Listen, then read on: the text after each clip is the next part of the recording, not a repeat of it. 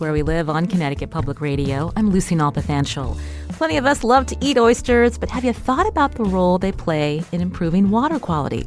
Coming up, we'll hear from a UConn researcher about local efforts to help shellfish restoration in Long Island Sound. Tessa Getchis says Connecticut is top 10 in the country for clam and oyster production. We'll learn how the industry has remained sustainable. And we'll also be joined by longtime oysterman Norm Bloom of Copp's Island Oysters, based out of Norwalk. That's later. First, plenty of federal infrastructure money is coming into Connecticut, and that includes millions to help protect the Sound. How will it be used? Joining us now on Zoom is Bill Lucey, Soundkeeper with Save the Sound. Bill, welcome back to the show. Oh, thanks for having me, Lucy. Great to be back. Our listeners can join as well, 888-720-9677. That's 888-720-WNPR. You can also find us on Facebook and Twitter at Where We Live. So I was thinking back to that conversation, Bill. I think it was in 2017, shortly after you took on the Soundkeeper role. For listeners who may not know a lot about what a Soundkeeper does, can you briefly talk about your position? Sure. So the original Long Island Soundkeeper was a man named Terry Backer, and he was a commercial fisherman that noticed the changes in water quality, and he was frustrated that he couldn't do anything to clean it up. And he met some folks over in the Hudson that were using the Clean Water Act, which was a fairly new act back in 1972. It's going to be its 50th anniversary actually this next year, to be able to go after polluters as citizens and start cleaning things up. So that's essentially what we do at Save the Sound. In my position as Soundkeeper, is we do a lot of water quality monitoring and enforcement of pollution laws. And water quality, definitely important. You grew up in Connecticut, and I remember you telling me, back in the 80s, it was pretty bad. What's it like now, Bill? Well, it's a lot better than it was. Back in the 80s is when it really reached its worst state as far as hypoxia, when there's no oxygen in the water, to the point where even the lobsters were getting asphyxiated because there just wasn't enough oxygen in the water column. So since that time, people have been using the Clean Water Act and state and federal funding to improve the sewage treatment plants and educate the public on all the sources of pollution. So we've seen a steady increase in water quality since that time. So getting back to the millions coming in from this federal infrastructure law, how will it be spent? What's the top of your list, Bill? Well, it's when I first came in, I remember my first day on the job, actually, I was doing a press conference with Rosa DeLauro in New Haven, and we were celebrating the funding to steward Long Island Sound going from $4 million to $8 million. The new infrastructure bill is going to provide an additional $21 million for the next 5 years. And that's on top of $30 million that's in the budget right now. We have a continuing resolution I just heard this morning that'll last till mid-February.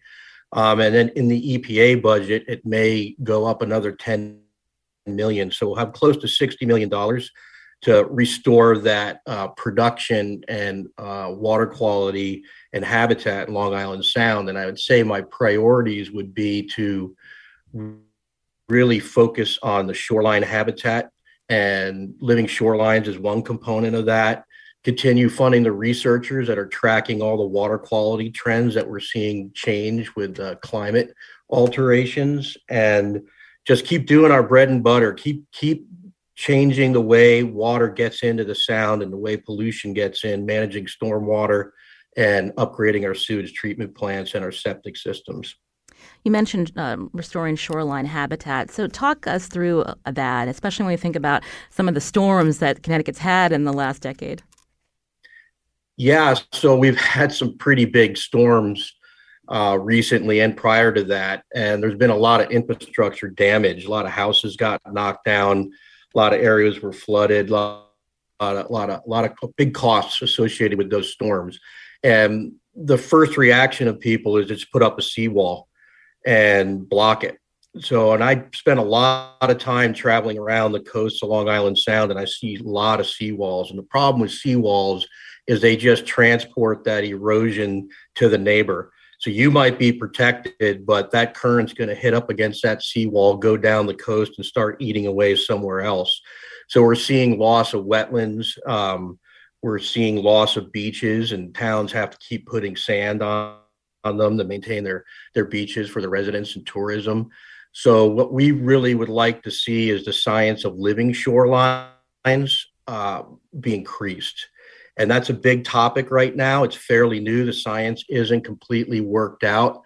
And when you have a living shoreline, you're protecting infrastructure, say a dune system, but you're also providing habitat for shorebirds when they migrate, horseshoe crabs to come up. You're filtering the water through the sand, so when it gets into the sound, it has a lot less pollution and nutrients in it, which is fantastic for the overall ecosystem and shellfish in particular. You're hearing Bill Lucey here on Where We Live. Soundkeeper with Save the Sound. If you want to join us, 888-720-9677 as we talk about the health of Long Island Sound and the importance of keeping it healthy. Coming up, we're going to be talking to a longtime oysterman and learning about efforts with shellfish restoration in Long Island Sound. But Bill, when we think about the health of the sound related to pollution and bacteria monitoring, the role that municipalities play, the role your organization plays in that, and how this money again will help with those efforts.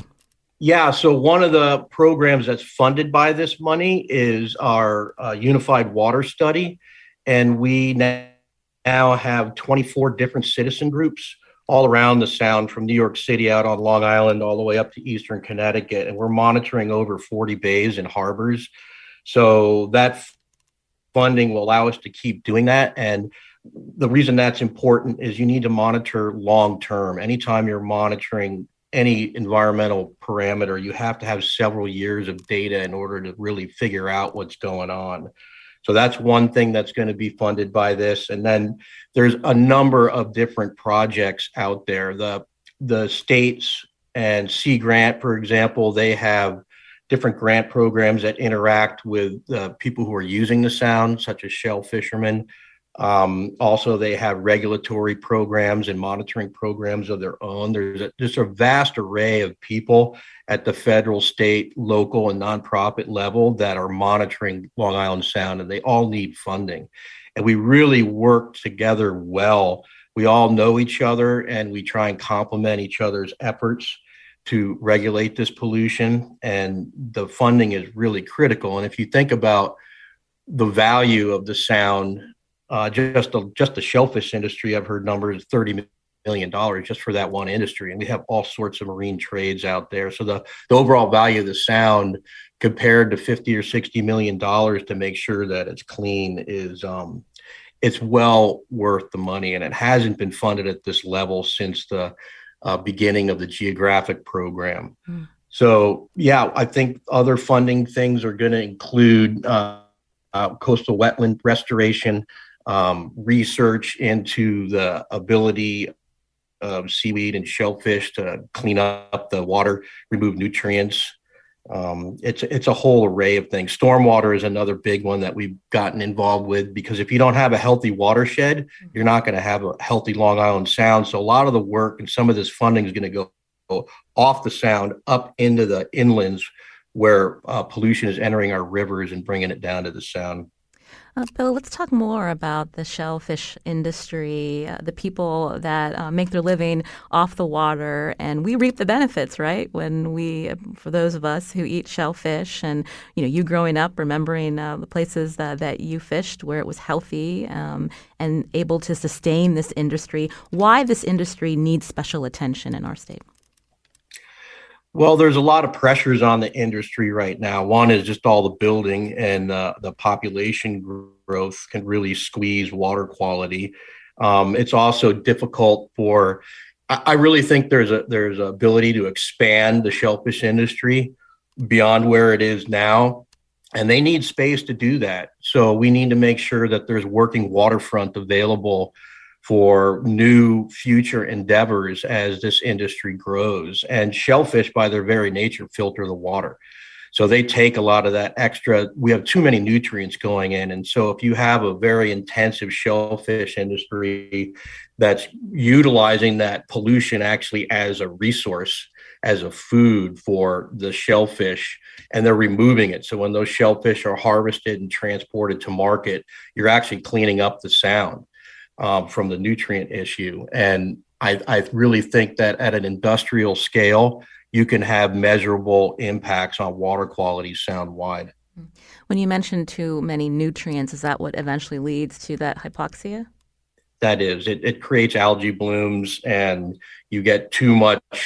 It's just like putting too much fertilizer on your tomato plants. You get these big, giant green plants with no fruit. It just puts the whole system out of balance. And we have lawn fertilizers and we have nitrogen coming in from the air and carbon coming in from the air and all this.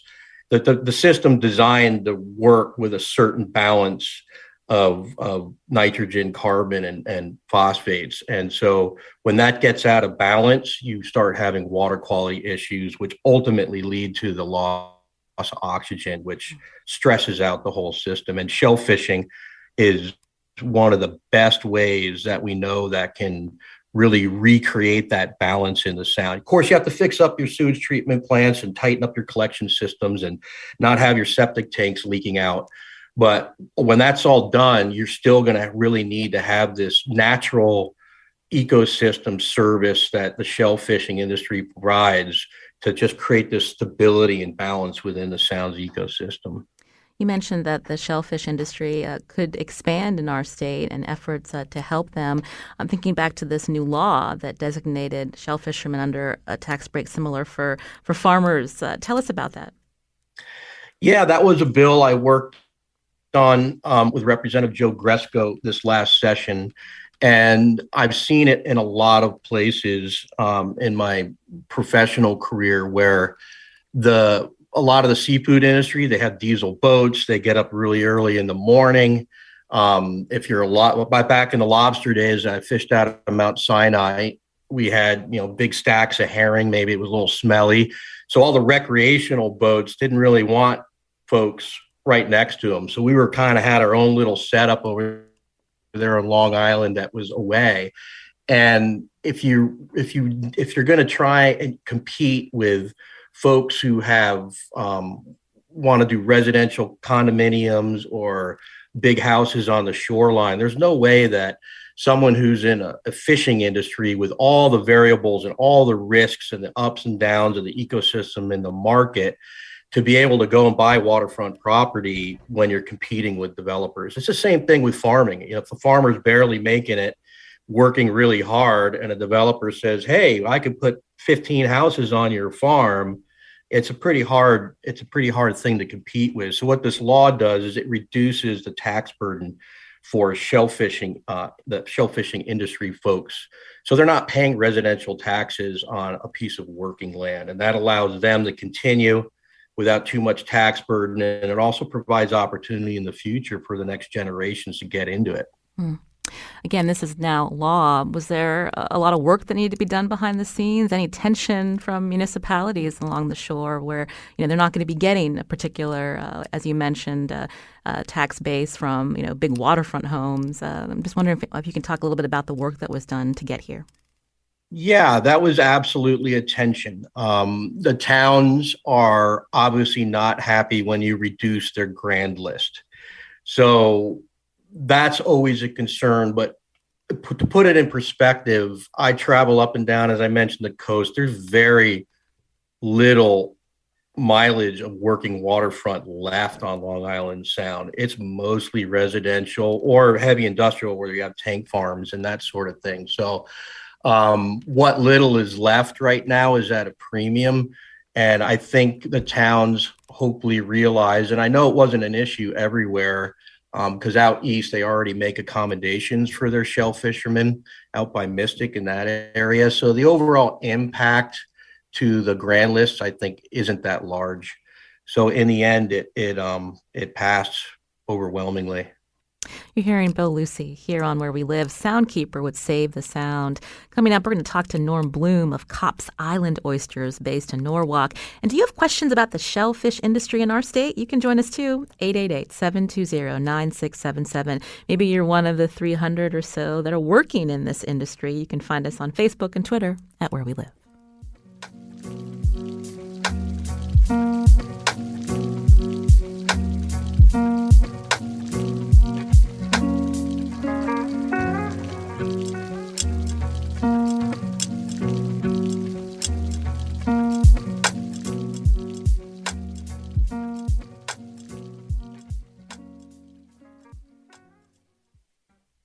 This is Where We Live on Connecticut Public Radio. I'm Lucy Nalpathanchel. We're focused on Long Island Sound today, talking about the health of the sound and the people who make their living off of it. We heard Soundkeeper Bill Lucey say shellfishing is a multi-million-dollar industry in our state. Hearst, Connecticut reported recently there are 70,000 acres of cultivated shellfish beds along the shoreline, including in Norwalk, where my next guest is based. On Zoom with us now is Norm Bloom, owner of Kopp's Island Oysters in Norwalk. Norm, welcome to the show. Hello, how you doing? I'm doing well. So tell us about your family business. How far back does it go? Well, my father and uncle started, and they go back in the 40s. And then I probably started Kopp's Island Oysters, Norm Bloom and Son, around 94. And so tell us about the business. How many oyster beds do you maintain in the Sound? And for those of us who don't know much about it, what the farming process looks like, Norm? Yeah, well, Kopp's Island, we're a wild farmed oyster. We do all our seeding and everything's done out in the wild. We have a use of, through people, roughly around 12,000 acres. Probably a small percent of that where it's actually oyster grounds. And so what else are you farming? Lobsters, clams? Well, we do clams. I mean, clams live wild. They're usually in the softer bottom, because the whole Sound is not all hard bottom. So you got a lot of areas that are mud and soft, and some areas are subject to storms. So if you put oysters there, the winds will blow them away, and you end up losing them. Mm-hmm. And then, we support lobster boats. We got a lobster boat running out of here. We support him a little bit. What about the hatchery side of things? Yeah, well, like I say, we're wild farm where we save our shell, we plant the shell, and then we put the shell in the water to catch it. And we're doing good with that now. And my son, Jimmy, They want to start pushing into the hatchery. So we're kind of investing into the hatchery part of it to try to help the wild. We figure we get the two working together, that it's going to make us more sustainable in the market out there. We're working with a Mystic Oyster up there in Mystic. So I think having the two of them helping, it's going to help support each one to make them more successful. So we know you're a longtime oysterman, and so again, for people who may not know a lot about shell fishing, when you talk about sustainability and the importance of getting into the hatchery side of things, can you explain that more for us? Well, for us to be in the market, our customers want to know they can get 100 bags every day. So we got to make sure we can do that. So we need a huge volume behind it to make sure that could be possible to do that 6 days a week, year round. So with the hatchery, it's just going to help us more support that. I mean, we got hit by those storms back in Irene and Sandy and that nor'easter in 2010. They kind of wiped us out pretty good. And that's really what got us started thinking, hey, we need another way, to produce seed. That's what got us into the hatchery part of it. And you mentioned produce seed, so that involves the shell, right? Can you explain that for us? Yeah, well, what we do is all year when you're working, we save the shell, and we put the shell on it. We call it a shell lot. Then from there, we'll put it on the beach and we dry it. And then come summer, when the oysters spawn, we'll take that dry shell and we'll spread it out in the intercoastal areas. And that's where when the larvae gets about a week or two, it'll swim down to the bottom and it'll use the shell to hang on to. So you sell your product across the country, and then in Connecticut, you mentioned I think a location in Mystic. But tell us more about your business in the state and how the pandemic impacted you. Yeah, the pandemic was hard. I mean, our buyers, everybody, nobody had a clue it was happening. I mean, we worked right up till Saturday. We had the trucks all loaded. Monday morning, the trucks went out, and then we heard mid-Monday that everything shut down. So we actually had to go out and get all the product and bring it back. But when we lost the market, we lost getting shell and getting the other parts. So the farm was going to take a big hit. So we had to figure out how we could keep the farm going without the market. And so tell us how you did that, and how did any federal assistance help you? Well, what we did is we got the boats out because our crop is a 3-year crop, so we can't just leave the oysters out there, come back next year and start catching them. We have to move them around, otherwise they will silt over. They get like a layer of mud on top of them, so we have to constantly bring the oysters up once a year and then put them back down on the beds. So what we had to do is we got 2 people on a boat. We limited our crew way down to try to get the boats out there so we can shift and move. And the biggest problem we had is we weren't getting shell. Because usually throughout the year when we're selling our product, we're getting shell every day. We get whatever comes out of the market. So, so we had to figure out how to get shell. Otherwise, we're going to be in trouble 2-3 years from now. I'm thinking about the people that work for you, probably longtime employees. And so did any stimulus money help, keep them whole too? And so many restaurants were closed and, you still had, as you mentioned, had work to do, but no place to sell the product. Oh, yeah, no, that stimulus money, that really helped. We were able to get our crew back and do all the maintenance, keep the farm going. The farm's the biggest part of our business. The market, I only have 1 boat that does the marketing. The rest of the fleet pretty much just farms and make it so the 1 market boat can go out every day and catch. You're hearing Norm Bloom here on Where We Live, owner of Copp's Island Oysters out of Norwalk. You mentioned the storms. I'm wondering, when we think about when I had the conversation with Soundkeeper Bill Lucey, pollution in the water and importance of monitoring storm water, how that impacts shell fishermen like yourself, Norm. Yeah, well, I grew up with Terry Backer and Dick Harris, and growing up with them, they really taught me the importance of water quality.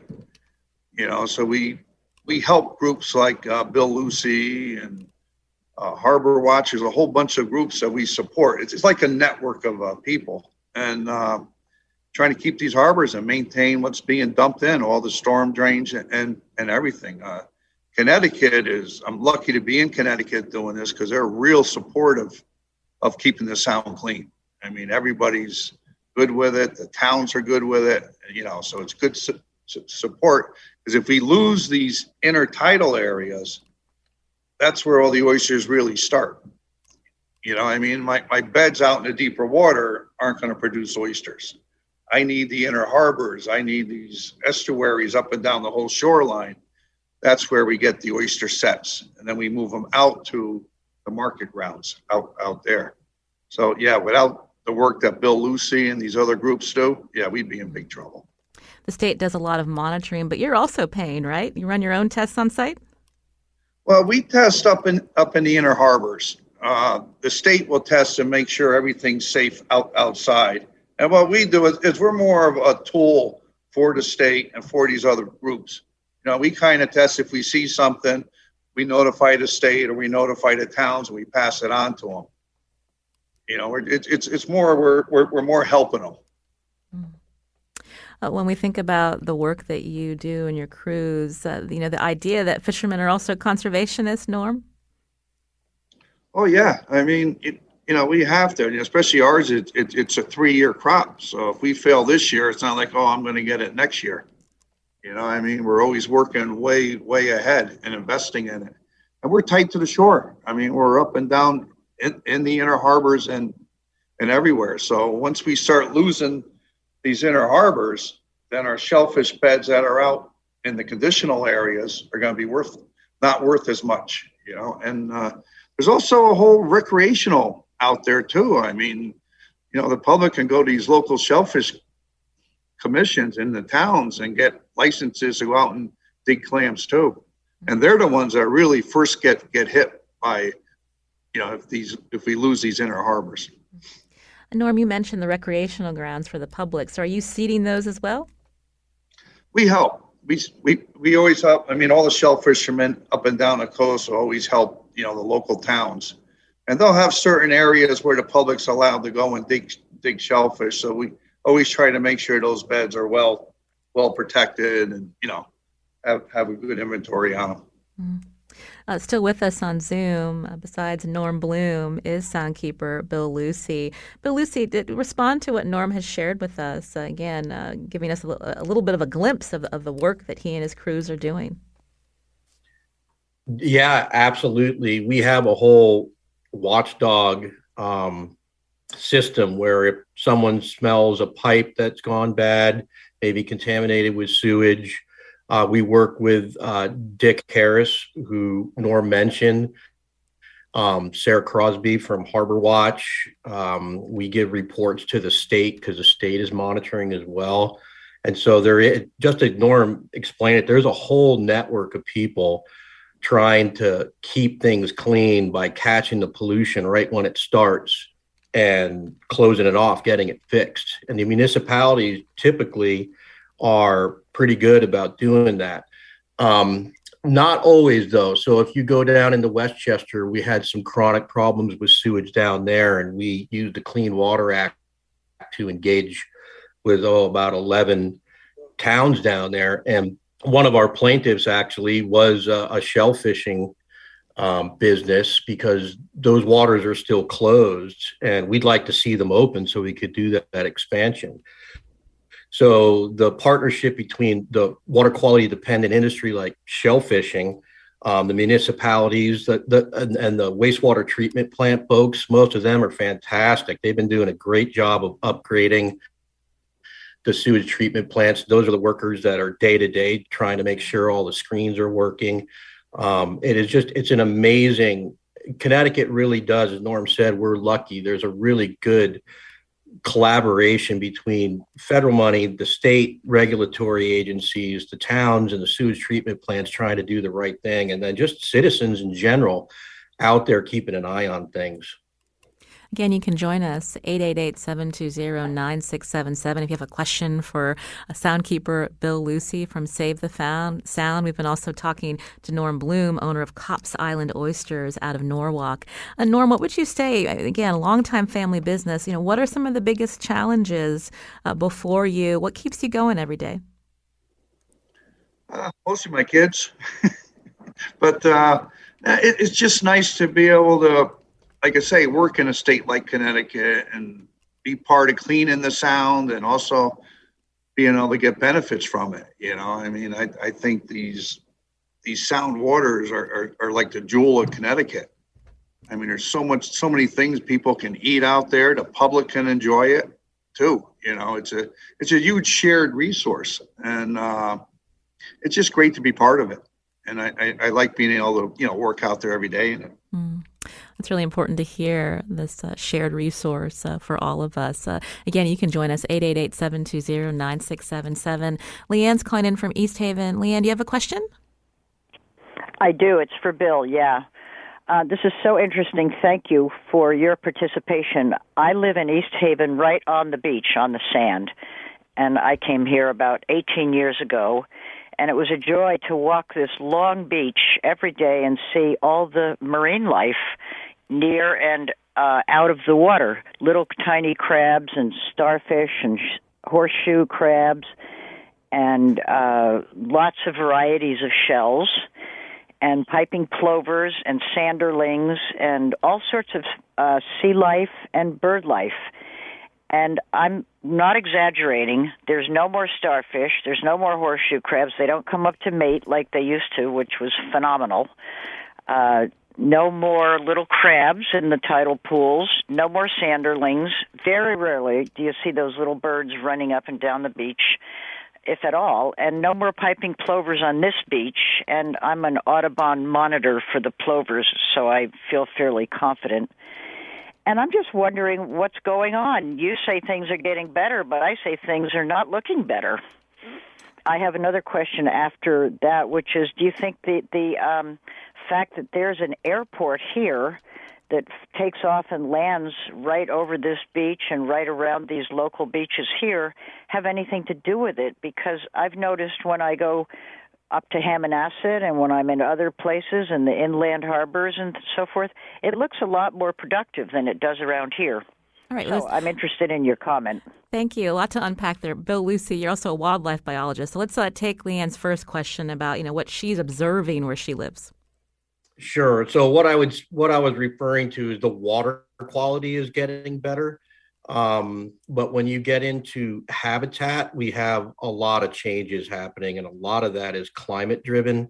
There's also invasive species that have moved in that weren't around when I was a little kid, Asian shore crabs, and there's a lot of them. I won't go into them now.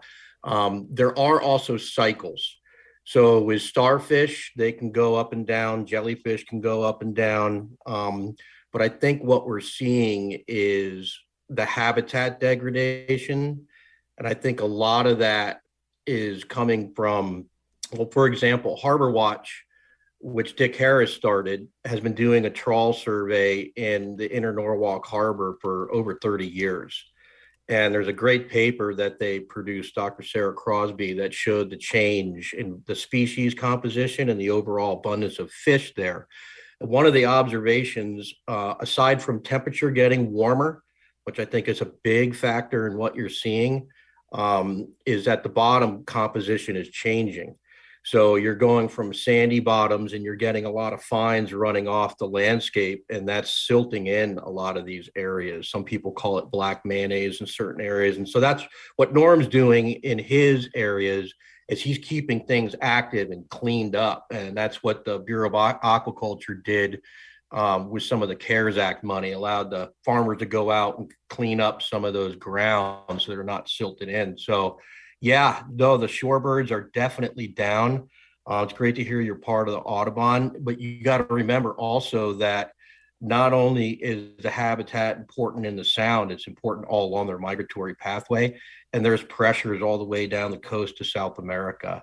As far as the horseshoe crabs, I'd encourage everybody to send in comments. There's a public hearing on Monday that Deep Marine Fisheries is holding, and the horseshoe crabs have really been down. They're depleted big time. And they're going to reduce the proposal is to reduce the number of crabs that can be harvested for bait, and also to close the times around the lunar breeding periods. So when all those crabs come up, you can't just pick them off the beach when they come up to spawn. So I encourage everybody to log into the Deep website and find out more about it and submit comments for horseshoe crab protection. I'm glad that you brought that up, Bill. That's a whole other show that we can do. And hearing Leanne mention some of the shoreline birds at risk, some who depend on the horseshoe crab eggs for their migration. It's a really interesting topic. We hope to circle back to that. I wanted to take one more question before we head to break. Mary in Hartford. Go ahead, Mary. Hi. I work on water quality issues in Hartford, but I've heard from friends in Cromwell, Connecticut, that there's a developer that's building a warehouse and on wetlands, on a marsh area. And, towns, I've heard this all from many friends who live in what I refer to as the hinterlands, that wetlands are being replaced by warehouses because warehouses are evidently a way for towns to increase their revenues. Will any of the funding from this incredible, generous federal funds that are going to the Long Island Sound, be used to help towns along the Connecticut River protect their last wetlands? Bill? Yeah, that's a good question. I do know there's some talk about going upriver all the way into Massachusetts to work with sewage discharge upriver that ultimately ends up in the Sound. Wetland protection you bring up an interesting point. I think it's next year, the 50th anniversary for the Inland Wetlands Water Resources Protection Act of the state of Connecticut. People are not supposed to be building in wetlands. There's definitely not consistent enforcement across the board. The state is severely understaffed, but there will be 319 money as part of all of this. And those are grants that local groups, that sounds like you may work for one, can apply for to do wetland restoration and enhancement. Of course, also land trusts are a great way to just purchase those habitats so they don't have to have the development threat in the first place. You're hearing Bill Lucey, Soundkeeper would save the sound here on Where We Live. He's going to stick around with us. After the break, we're going to talk to a UConn researcher about the role oysters play in restoration efforts on the sound. But I first want to thank Norm Bloom, owner of Cops Island Oysters out of Norwalk, for coming on the show. Norm, thanks so much. Oh, thank you for having me. It was a pleasure to be here. Sounds like a Where We Live field trip in our near future. Thanks, Norm. We'll be back after a short break.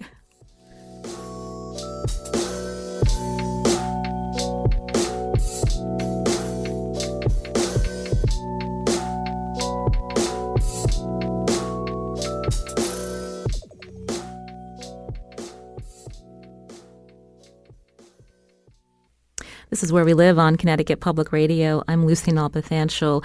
We're learning about the role shellfish like oysters play in the health of Long Island Sound. My next guest is working on tools to help inform shellfish restoration in the Sound. Tessa Getchis is an aquaculture extension specialist with the Connecticut Sea Grant and UConn Extension Program. Tessa, welcome to the show. Good morning. Thanks for having me, Lucy. We heard both Bill and Norm talk about how oysters are unique. They help filter some of, again, these excess nutrients out. But they also do habitat building. Explain that for us and why that's important. Sure. Shellfish like oysters are just incredibly important to the environment. All shellfish serve as a water purifier. They're filter feeders. And when they're feeding, they're cleaning and clarifying the water. But oysters are pretty unique in that they are habitat building. So they need a hard surface to settle on. They prefer oyster shells. And those baby oysters will continue to settle and build these large beds and reefs, which serve for habitat for a number of other marine organisms. So it's that structure that's really important and special. You mentioned all shellfish help filter. Do oysters do an extraordinary job compared to, say, clams? Extraordinary, but mussels do a great job as well. Mussels, that's a topic for another show. Okay. Now, I mentioned that you're a big part of this Connecticut Shellfish Restoration Project. So that's a collaboration between the Connecticut Sea Grant Deep and the Department of Agriculture. So can you talk about that in terms of partnering with the industry, but also with restoration efforts on the Sound? Sure. Well, Sea Grant and a number of agencies and organizations have been working together for years. We first facilitated what is called the Connecticut Shellfish Initiative. That was modeled after NOAA's National Shellfish Initiative, an effort to protect and grow the nation's shellfish populations. And in Connecticut, what we wanted to do was to develop a specific plan to help protect our shellfish populations, to grow aquaculture, the farming of shellfish, to enhance recreational shellfish fisheries, which are so important along our coastlines. And more recently, what we've been doing is pulling together these groups to sort of set the stage for shellfish restoration. So talk more about that. So there's different types of oyster beds that you're mapping. There's, quote, designated beds. Can you explain that more for us? Sure. Well, we have a lot of shellfish resources in our state. We have farmed shellfish populations. We heard before, over 70,000 acres. We also have recreational harvest areas along our coast. And we have what are called designated natural beds. Those are beds that were so important for early harvest of oysters along our coast that they were set aside in Superior Court, basically to protect those to sustain the industry. And they have those beds, which they have oysters and clams on them, still today support the industry. The vast majority of our oyster harvest really starts on those natural beds.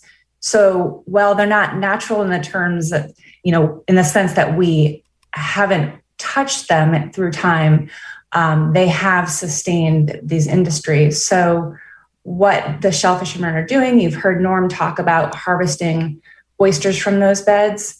They're harvesting small seed oysters, and then they're planting them on their private beds. So their seed, rather than originating from a hatchery, originates from the sea floor. But there are very strict regulations that are in place on those designated natural beds that have helped to sustain them for hundreds of years.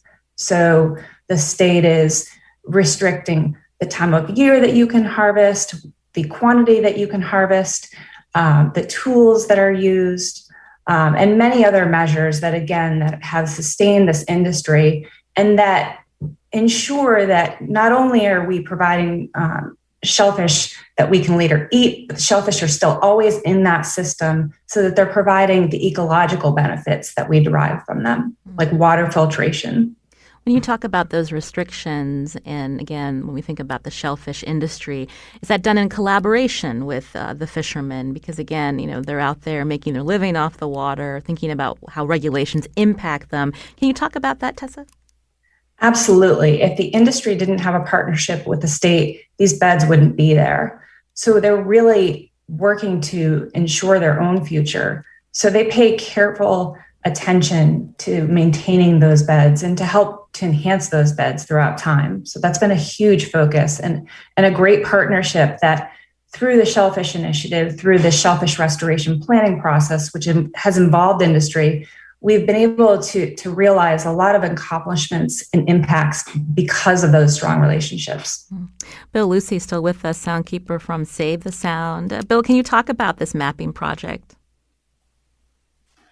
Yeah, so what you have to start with is your inventory of what's out there. So people like Norm and other users know where they go, what they need, what they do. We also need to know where the seed sources are coming from to repopulate those natural beds. And so these shellfish mappers that are being designed are going to inform where maybe we need to do some work, maybe where places are okay. And other places have done this. What's new, I think, is going to be hopefully incorporating like our UWS or Unified Water Study water quality data, which will inform how good is the water. If we're going to try and do something somewhere, is it too polluted or is it good enough where we can do some work? There's also the Blue Plan, which incorporates a lot of this information and lays it over as far as different uses of the sound. So mapping is just key to planning. Before you even really start going, you need to have a good plan. And Tessa, where are you in this process? Is there a report coming out soon to talk about the work?